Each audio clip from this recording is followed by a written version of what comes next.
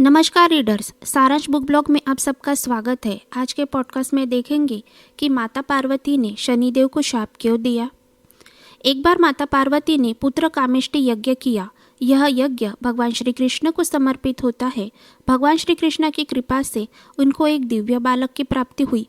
पुत्र प्राप्ति के कारण कैलाश पर्वत पर आनंदोत्सव मनाया जा रहा था। सब लोग एक एक करके माता पार्वती के उस दिव्य बालक के दर्शन करने के लिए आ रहे थे।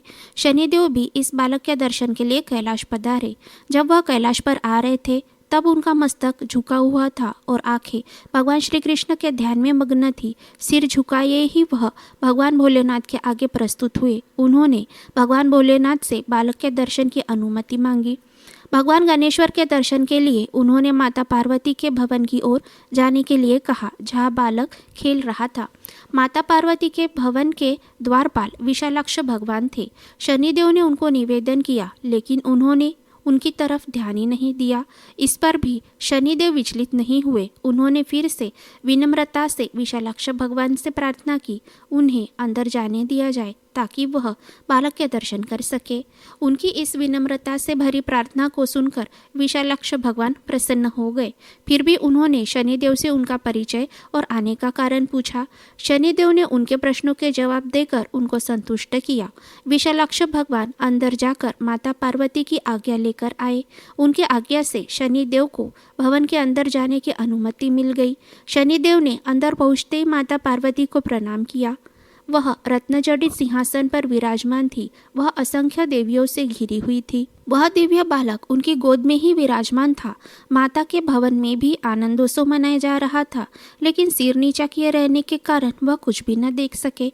शनिदेव ने माता को दंडवत प्रणाम किया। माता उन पर प्रसन्न हुई और शनिदेव को वर मांगने को कहा।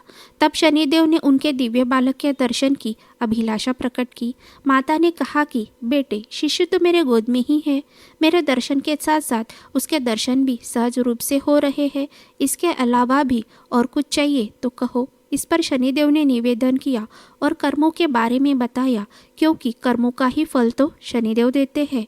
उन्होंने कहा कि संसार में तप ही सबसे मुख्य कर्म है। सभी प्राणी अपने अपने कर्मों का ही फल भोगते हैं। शुभ या अशुभ कोई भी कर्म किसी भी काल में लुप्त नहीं होते। अपने अपने कर्मानुसार उसे अलग अलग योनियों में जन्म लेना पड़ता है।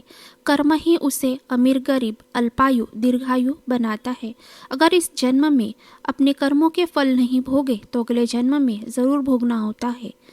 अब माता से यह सब कुछ तो छुपा नहीं, फिर भी उन्होंने यह सारी कर्मों की बातें उनसे कही, क्योंकि वह अपना दुख माता को बताना चाहते थे। उनका यह दुख था उनको मिला शाप, जो उनको उनकी पत्नी ने दिया था कि वह जिस किसी को भी देखेंगे वह नष्ट हो जाएगा। उनकी पत्नी ने यह शाप उनको दिया क्योंकि जब वह श्रृंगार करके आई तो शनिदेव ने उनको देखा ही नहीं, क्योंकि वह भगवान श्री कृष्ण के ध्यान में मग्न थे।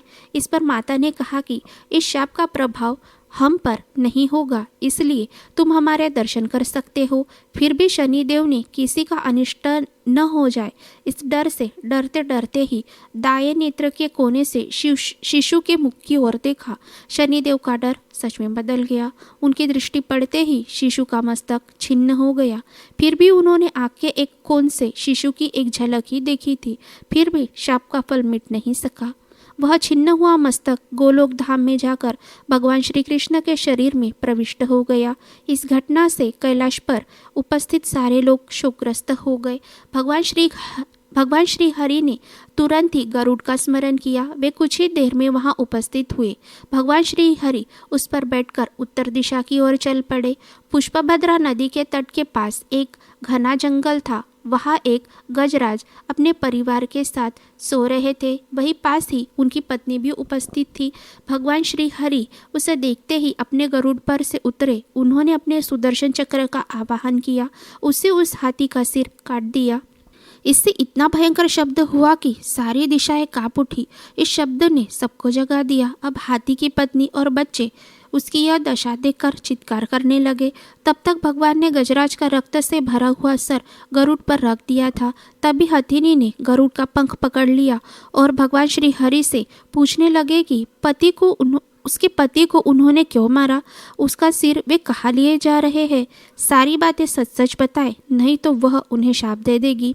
इस पर भगवान उसे शांत करते हुए कहने लगे कि उनकी दृष्टि में आने वाला प्रथम प्राणी यही था और जिस कार्य के लिए यह मारा गया उसमें प्रथम दृष्टि में आने वाले प्राणी का शीश लेने का ही विधान है। इस पर हथिनी ने सारा वृत्तांत पूछा और फिर कहा कि मेरे पति को जीवन दान दे दो। भगवान श्री हरि ने किसी अन्य हाथी का सिर उस हथिनी के पति के धड़ पर लगाकर उसे जीवित कर दिया। अगर उस हथिनी की कहानी आपको डिटेल में सुनना चाहते हैं तो आप हमें कमेंट बॉक्स में लिखें, तो फिर हम इसकी कहानी आने वाले पॉडकास्ट में आपको सुनाएंगे।